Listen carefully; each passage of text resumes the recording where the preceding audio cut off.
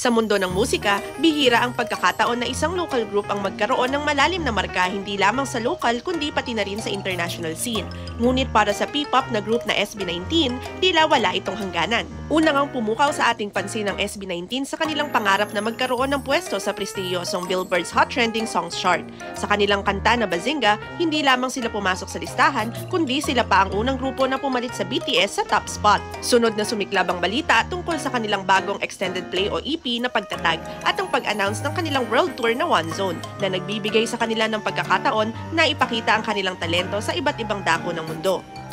At sino ba naman ang hindi mai-impress sa pag-aspire nila para sa isang nominasyon sa Recording Academy Grammy Awards sa kanilang kanta na Gento? Hindi rin papahuli ang bagong album na kanilang inilabas kasabay ang mas malaking world tour sa 2023 pagkatapos manalo ng 7 awards kamakailan lang. At syempre, ang pagkapanalo ng kanilang fanbase na 18 sa 2023 Billboard Fan Army Face-Off kung saan tinalo nila ang mga fanbase ng kilalang international artists. At sa pagpasok naman ng 2024, ang potensyal para sa SB19 ay lalong lumaki.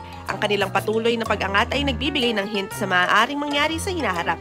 Mas maraming album at singles, mas malawak na world tour, at marahil ay mas maraming nominasyon at awards. Ang mga tagumpay na ito ay hindi lamang nagpapakita ng kanilang husay sa musika, kundi pati na rin ang pagtanggap at suporta ng mga Pinoy at international fans sa local talent. Sa kabila ng pag-usbong ng SB19, nananatiling mapagkumbaba ang grupo na nagpapakita ng tunay na diwa ng Pinoy. At sa pagtulak pa sa taas ng kanilang karera, malamang na maging inspirasyon ng SB19 sa henerasyon ng mga musikerong Pinoy. Ang kanilang pagiging bukas sa pagtanggap ng iba't ibang impluwensya sa musika ay nagpapakita ng isang mas maligayang hinaharap para sa kanila, lalong-lalo na sa pagpasok ng 2024.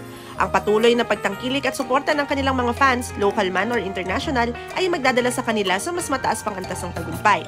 At sa kanilang mga plano at ambisyon, mukhang mas marami pa tayong aabangan mula sa SB19 sa mga susunod na taon. Excited ka na ba sa SB19 version 2.0 sa taong 2024? Please let us know through the comment section below.